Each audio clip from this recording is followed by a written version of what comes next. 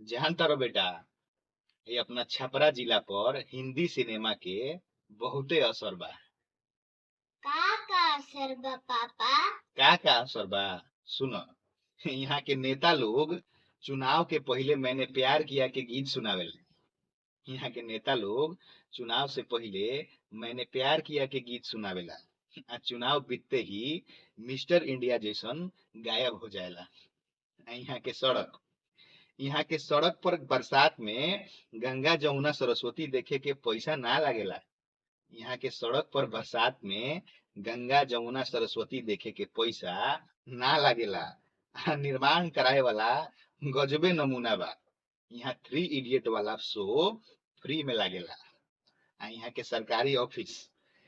सरकारी ऑफिस में अफसर लोग सौदागर पार्ट 2 देखा रहल बा। इंसानियत नया दौर में अपन अंदाज बता रहल बा। यहाँ मर्डर आ अपहरण लोग में डर बना रहल बा।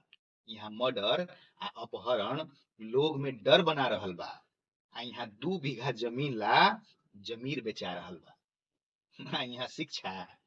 यहाँ शिक्षा तो नदिया के पार जा रहल बा। यहाँ के विश्वविद्यालय रोज एगो पहेली बुझा रहल बा। यहाँ आम आदमी के जिंदगी कटी पतंग हो गई बा। आम आदमी के जिंदगी कटी पतंग हो गई बा। यहाँ पहले जानवर रहे, यहाँ पहले जे जानवर रहे वो अब एनिमल हो गई बा। यहाँ पुरान कहानी के रीमेक करे के तैयारी बा।